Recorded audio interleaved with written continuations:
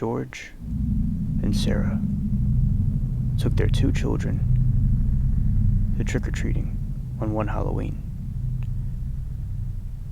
As the evening came and the sky became twilight, they saw many children and people in costumes, and they saw plenty Halloween decorations, some realistic, some classical looking, and there were so many pumpkins everywhere. And they go to different houses, and they see one house with tombstones, coffins, and they see a very realistic looking person hanging from a tree. And they thought it was very scary, but a good effect. And the 2 children got their candy, and they got a lot from this house. And then his wife Sarah was a little uneasy, but understood that now, in our modern age, some of the decorations are very realistic. And they go along to the other houses, and they see so many different people. And some of the costumes are a little bit strange from different horror movies and things that they thought were a little bit too graphic. And then they find this one house that looked very, very old. And it had purple lights inside. And then they see it looked like frozen people as the decorations. And they saw some glowing lights and a flying saucer prop that they have never seen on the other houses. And this house was dark with orange lights. All the other houses had orange candles, but this one was a dark with orange, with these strange lights that made the atmosphere seem very strange.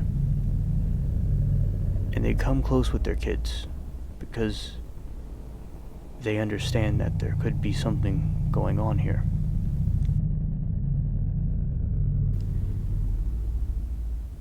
And they go, and the kids knock on the door, and it looks like a witch's hand comes out of the door, after it's opened, of course, and motions them to come into the house, and he quickly grabs his 2 kids, his son and daughter. And the lady in the witch's costume is very charming, and she says, "Oh, I did not mean to frighten. I just was trying to give them the candy in this other hand of mine." And they quickly don't really believe her, and they find her very strange, as she looks young and very nice, but hideous at the same time, and her eyes are green with purple. So the whites in the eyes are green with purple in the middle, where the pupils are, and the eye color would be. And they ask her, where did she get those eye contacts from? And she said, "Oh, I got them from that store online." And then she said, "Anyway, I have many good things here."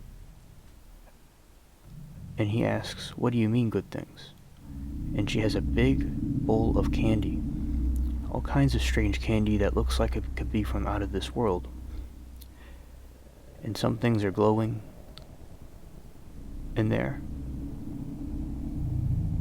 like the worms and the gummies that are in there, and other kind of candies that you would usually see.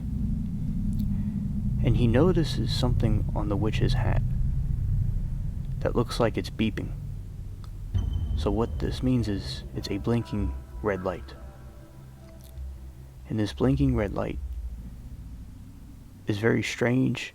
And then he looks a little bit to the left, and he sees in the attic there are these 4 little gray aliens staring at him, and one of them has a remote control in its hand, controlling this alleged lady like a puppet.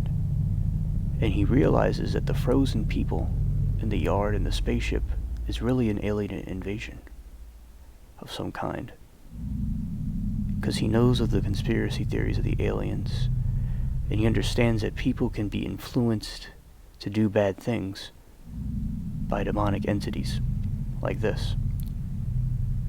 So he quickly grabs his two kids and his wife and runs off. And everybody sees and investigates, and they wonder what's going on. And quickly, she falls through the floor like a trapdoor. And then the spaceship fires up with all its blinking lights and the control room sound effects. And the aliens quickly get out of the attic and slowly walk to their spaceship. The local police arrive, along with the local news, and they contact the Air Force. And the Air Force oddly says that they have no information on this matter, although they can clearly see it on their radars. Could this mean that the Air Force and the Army could secretly be working with these creatures? Is the government hiding something from its people? Maybe. We'll never know. But the truth will come out. And the truth will set us free. And we could also learn to be careful on Halloween and to be weary of people that have strange behaviors because they could just be being controlled by the aliens.